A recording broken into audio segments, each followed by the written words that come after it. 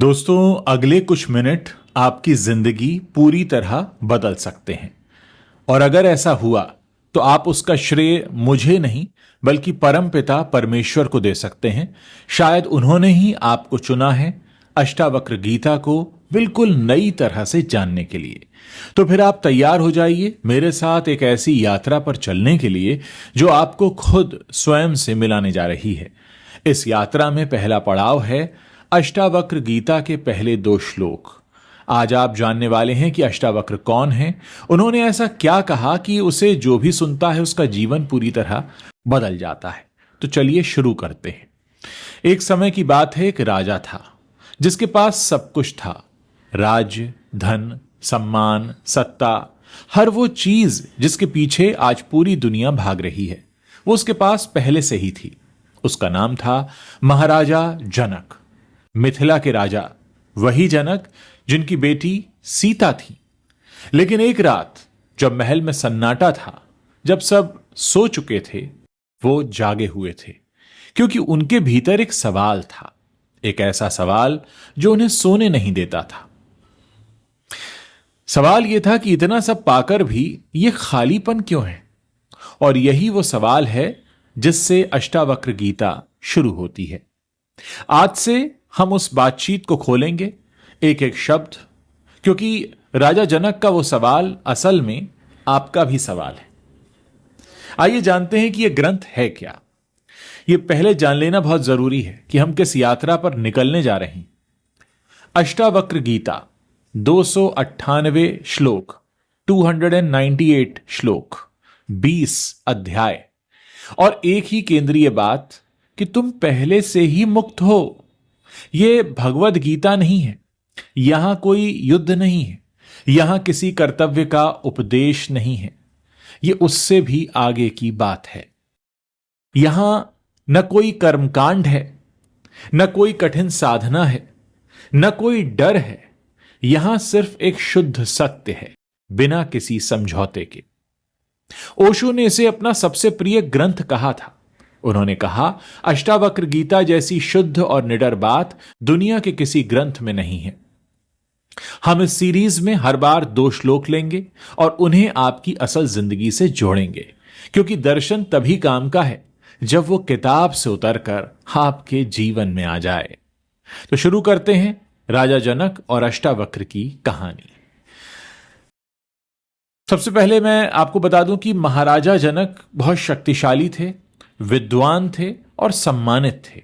उनके दरबार में देश भर के बड़े बड़े पंडित और विद्वान आते थे। शास्त्रों पर चर्चा हुआ करती थी। लेकिन जनक के भीतर वही सवाल हमेशा जलता रहता था कि मुक्ति क्या है और वो मिलती कैसे है। अब आपको इस कहानी के दूसरे किरदार से मिलाते हैं, जो हैं अष्टावक्र।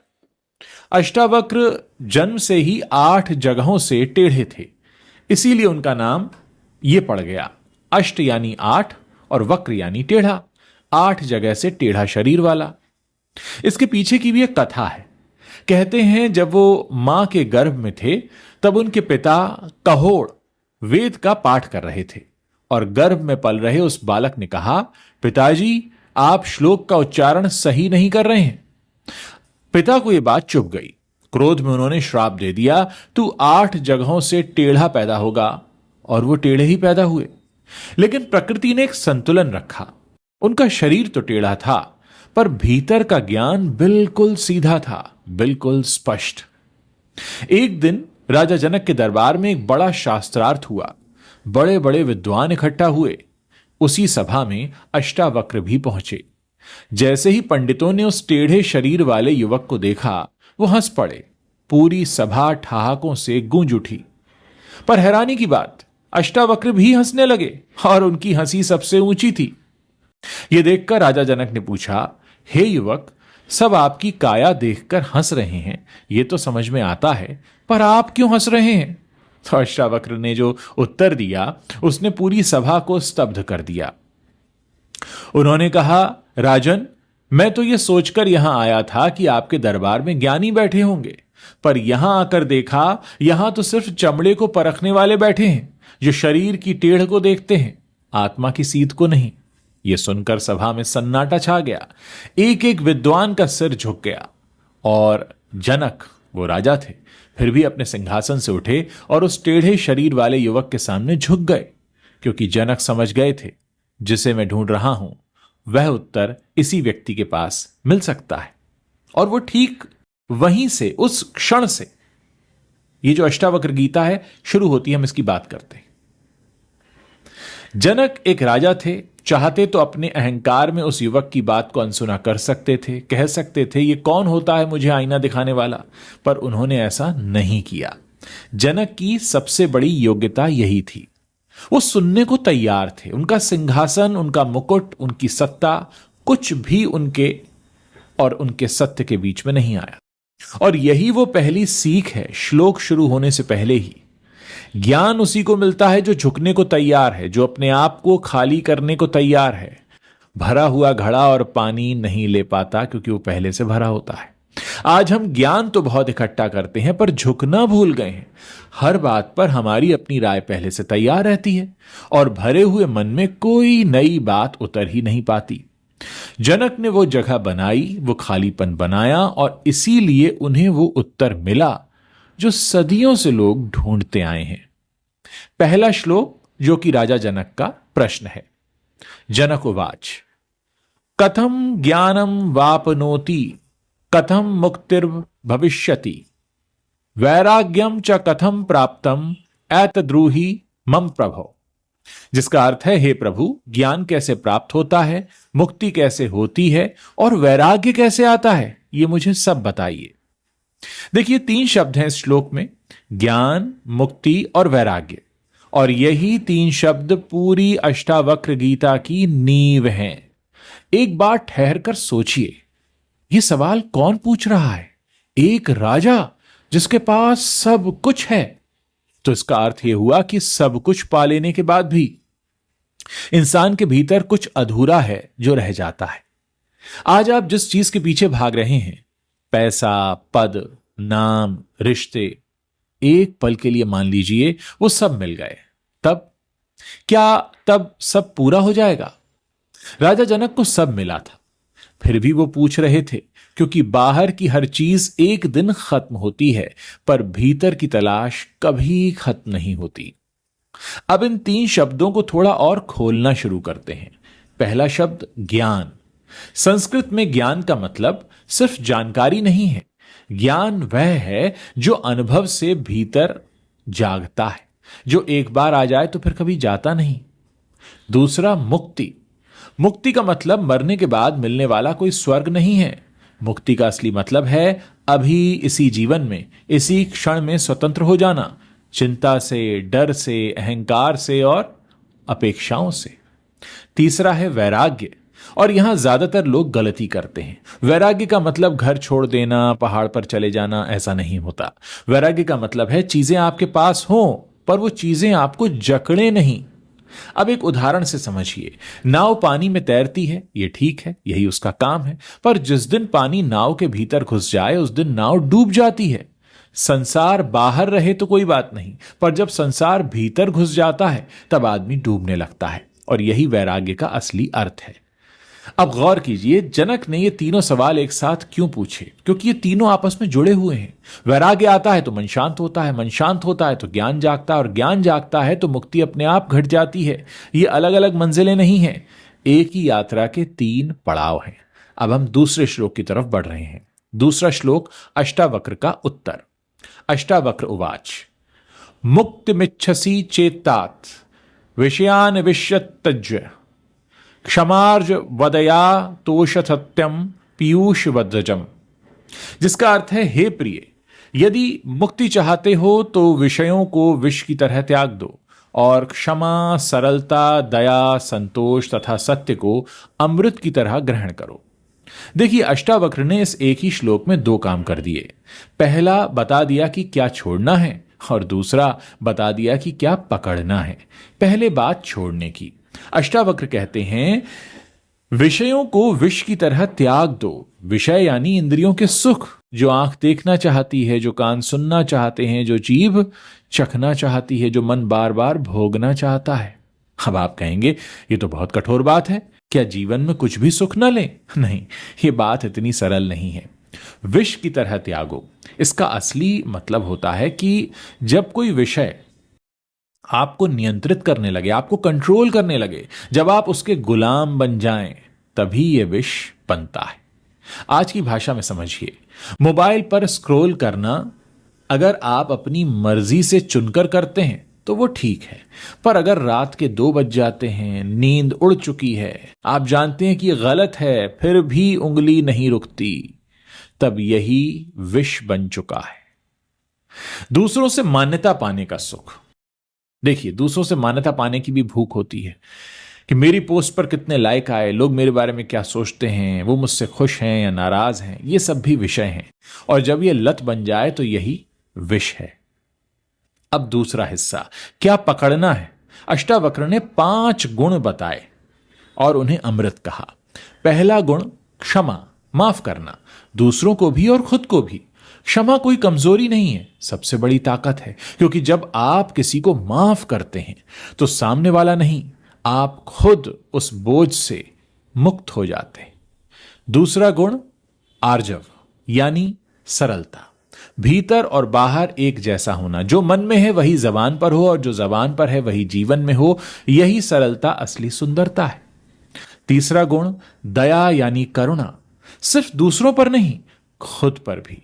हम अक्सर अपने सबसे कठोर आलोचक होते हैं, खुद पर भी थोड़ी हमें दया करना सीखना चाहिए।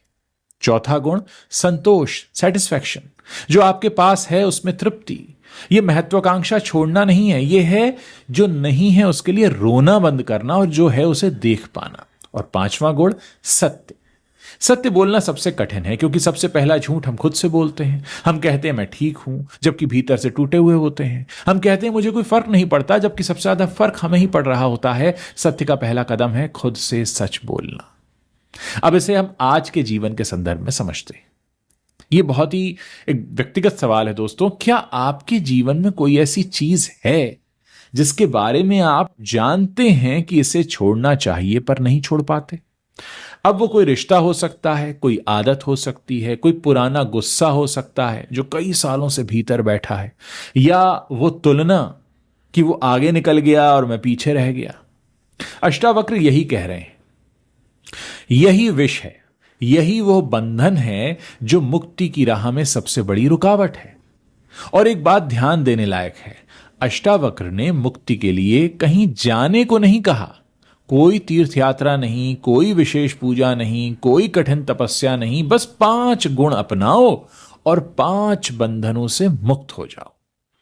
मैं आपको एक छोटा सा अभ्यास देता हूं, प्रैक्टिस। आज रात सोने से पहले सिर्फ 5 मिनट एक कागज लीजिए और 2 चीजें लिखिए।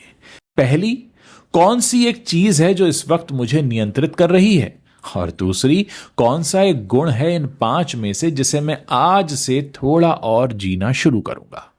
बस यही अष्टावक्र गीता का पहला व्यावहारिक कदम है। अब सवाल यह है कि यह ग्रंथ इतना खास क्यों है? आप पूछ सकते हैं, भगवत गीता है, रामायण है, दुनिया के कितने ही ग्रंथ हैं, फिर अष्टावक्र गीता ही क्यों? क्योंकि यह ग्रंथ एक ऐसी बात कहता है जो बहुत कम कही गई है। तुम पहले से ही पूर्ण हो।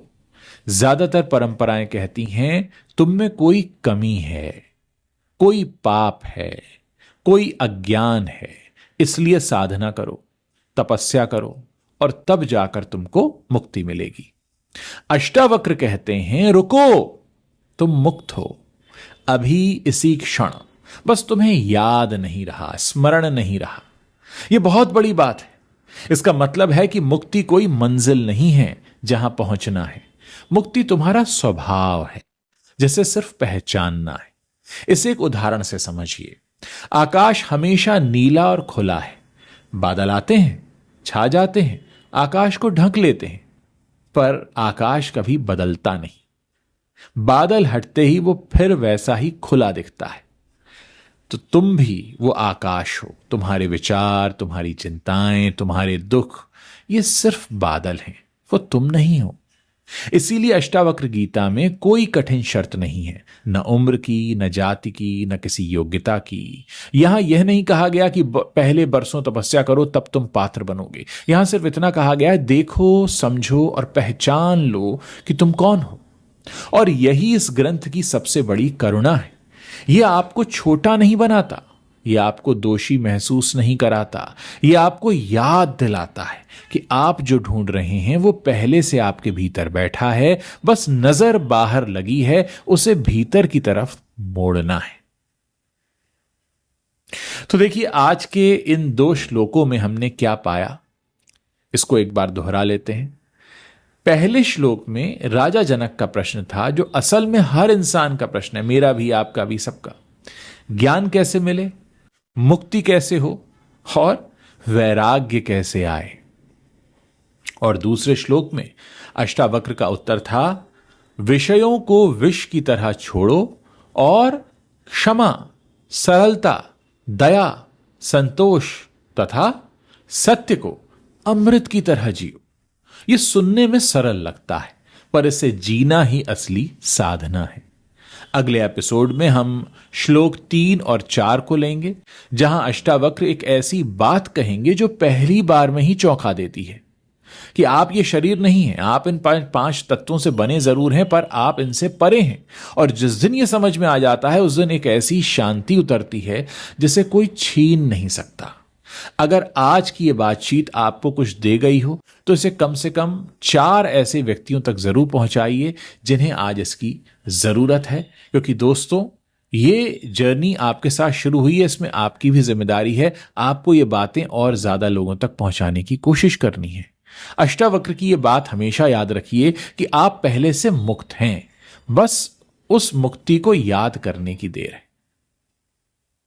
तो दोस्तों, अगर आज आपको ऐसा लग रहा है कि यहां इन 2 श्लोकों के बाद आपके अंदर एक प्रकाश आया है, एक एनलाइटमेंट हुआ है, ऐसा लग रहा है कि हां, अब एक शुरुआत हो रही है खुद को जानने की, तो आप इसे और भी लोगों तक पहुंचाएं।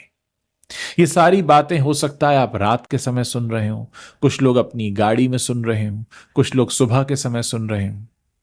देखिए, हम सबके जीवन में ऐसे समय आते हैं जब हम थोड़े से उदास होते हैं, परेशान होते हैं, कभी बॉस की डांट से, कभी ट्रैफिक में फंसकर, तरह तरह की।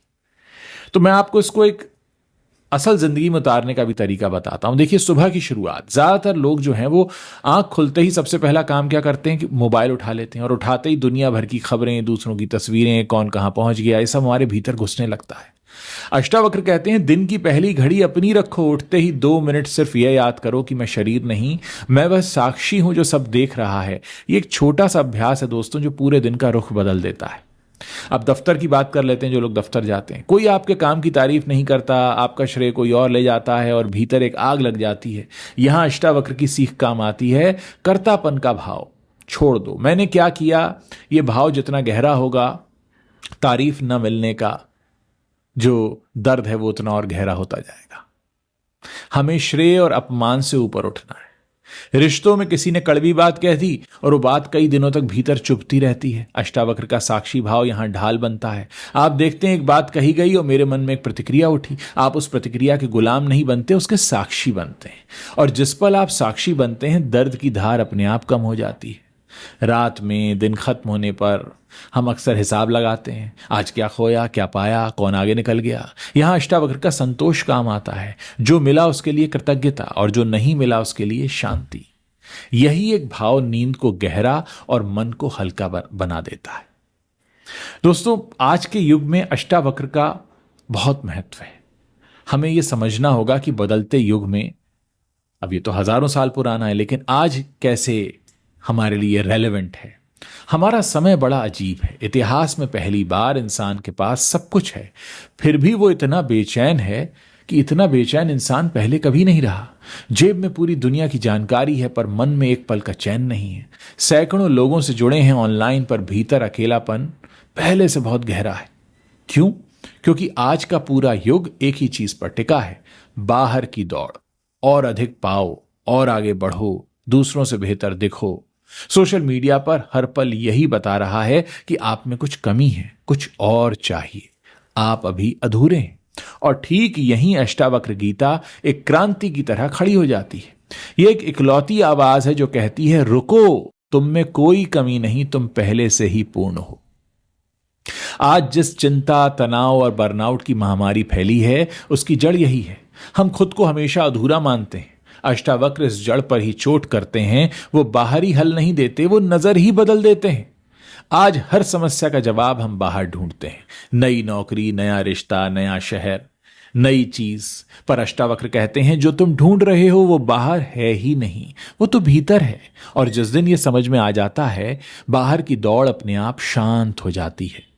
तनाव का कारण है नियंत्रण की चाह, हर चीज अपने मुताबिक करने की जिद।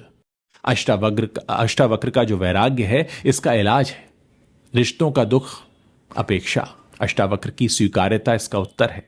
पहचान का संकट है, मैं कौन हूं, मेरी कीमत क्या है। और अष्टावक्र गीता का तो पहला सवाल ही यही है, और पूरा उत्तर भी इसी में है। इसीलिए यह हजारों साल पुराना ग्रंथ आज की सबसे नई जरूरत बन गया है, क्योंकि बाहर सब कुछ बदल गया, साधन, सुविधाएं, तकनीक, पर इंसान के भीतर का वो मूल सवाल आज भी वही है जो राजा जनक ने पूछा था, और उसका उत्तर भी वही है जो अष्टावक्र ने दिया था। दोस्तों, आपसे एक छोटी सी रिक्वेस्ट है कि अगर आप इस एपिसोड से खुद कुछ समझ रहे हैं, सीख रहे हैं, जान रहे हैं, आपको लग रहा है कि हाँ, इससे आपको एक नई दृष्टि मिल रही है, तो इसे कुछ लोगों के साथ शेयर ज़रूर कीजिएगा। कम से कम 4 लोगों के साथ तो आप शेयर कर सकते हैं। अगले एपिसोड में हम तीसरे और चौथे श्लोक पर चर्चा करेंगे, और हमारे साथ आपकी ये जो अष्टावक्र गीता को जानने की जर्नी है, यात्रा है, ये चलती रहेगी। नमस्कार।